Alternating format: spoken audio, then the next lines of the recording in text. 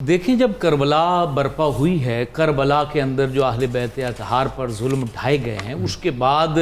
یہ ظلم کا سلسلہ آگے بڑھتا چلا گیا۔ وہ وہاں پر تھما نہیں ہے، رکا نہیں ہے۔ کربلا سے آگے جتنی جو ہستیاں تھیں، جو غازی تھے، انہوں نے بعد میں وہ پرچم بلند رکھا، اور دوسری جانب سے جو ظلم کی آندھی تھی وہ بھی اسی طریقے سے چلتی رہی۔ اب حضرت امام حسن مصنع کے دور کے اندر چونکہ عبد الملک جو بادشاہ تھا، اور کوشش یہ کی کہ اس کو مکمل طور پہ مان لیا جائے، حضرت امام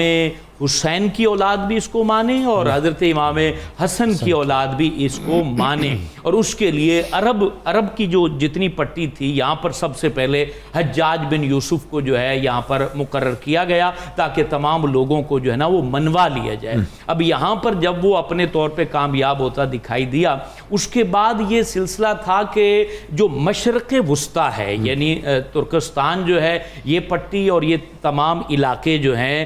جس میں ہندوستان بھی آ جاتا ہے، یہ ساری پٹی پر جو ہے یہاں عبد الرحمن بن محمد بن اشعث، یہ یمن کا علاقہ حضر موت کے رہنے والے تھے، اور وہاں سے یہ اسلامی سلطنت کو فائدہ پہنچانے کے لیے یہاں کا حکمران تھا اس مشرق وسطی کا زنبیل، اس کے ساتھ جو ہے یہ برسر پیکار تھے۔ اور جب انہوں نے دیکھا کہ عرب پٹی پر جو حجاج بن یوسف ہے اس کا ظلم بڑھتا چلا جا رہا ہے، اور اس نے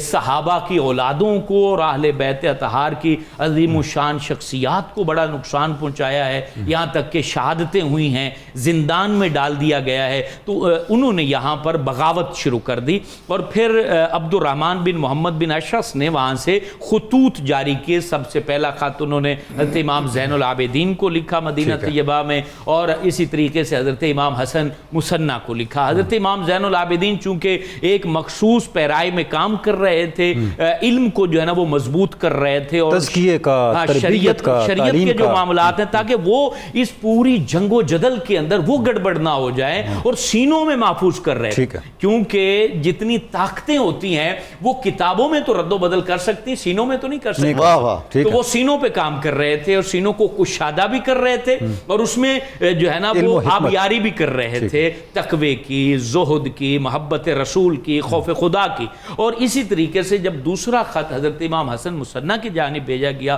تو انہوں نے پھر اس کے اوپر غور و فکر کیا، اور انہوں نے دیکھا کہ واقعتاً جو ہے حجاج بن یوسف کا ظلم اتنا بڑھ چکا ہے کہ اس کا ہم اندازہ نہیں لگا سکتے ہیں۔ تو انہوں نے پھر جب اصرار ہوا ادھر سے عبد الرحمن بن محمد بن اشعث کا کہ آپ میرا ساتھ دیجئے تاکہ میں ظلم کے خلاف کھڑا ہوں، تو پھر حضرت امام حسن مصنع نے اس کو اپریشیٹ کیا۔